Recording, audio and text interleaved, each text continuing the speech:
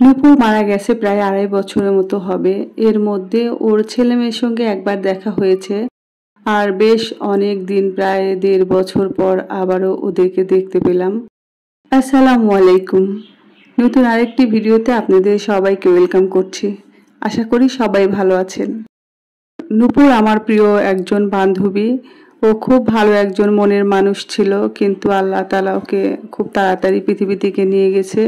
সবাই দোয়া করবেন আল্লাহ যেন ওকে ভেস্ট নসিব করেন। ওর 2টি সন্তান রেখে গিয়েছে, একটা ছেলে এবং একটা মেয়ে।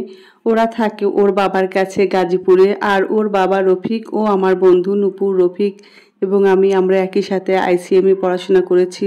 এই তো নূপুর রফিকের ছেলে মেয়ে। আর ওর মেয়ে আচার খাবে। মেয়েরা স্বভাবতই টক ঝাল মিষ্টি পছন্দ করে। ও খুব মজা করে আচার খাচ্ছে। ওর আচার খাওয়ার দেখে আমারও একটু খেতে ইচ্ছে করছে, তাই আমিও একটু খেয়ে নিলাম।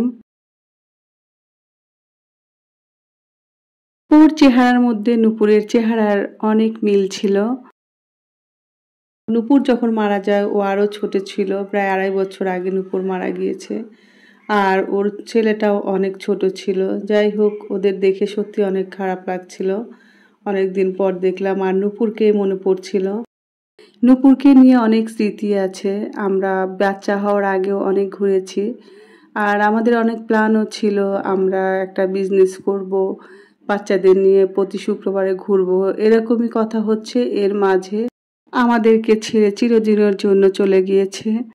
যে কোনো বয়সে এসে মাকে হারানো অনেক কষ্টের একটা ব্যাপার। এটা ভাবতে গেলে আমার নিজের কাছে অনেক কষ্ট লাগে। আর এই বয়সে মাকে হারিয়ে বড় হওয়া, এটা অনেক কষ্টের ব্যাপার। দোয়া করি আল্লাহ সুবহানাহু ওয়া তাআলা যেন বাচ্চা দুটোকে মানুষের মতো মানুষ করেন এবং নেক হায়াত দান করেন। তো ওদের ছেলে মেয়েকে কাছে পেয়ে আমার খুবই ভালো লাগছে। আর নাজিবও সাথে আছে। ওদের কিছু ছবি তুললাম, ওদের কিছু সময় ওদের সাথে কাটালাম। এই ভিডিওটা বেশ কিছুদিন আগের একটি ভিডিও। সেদিন ছিল শুক্রবার।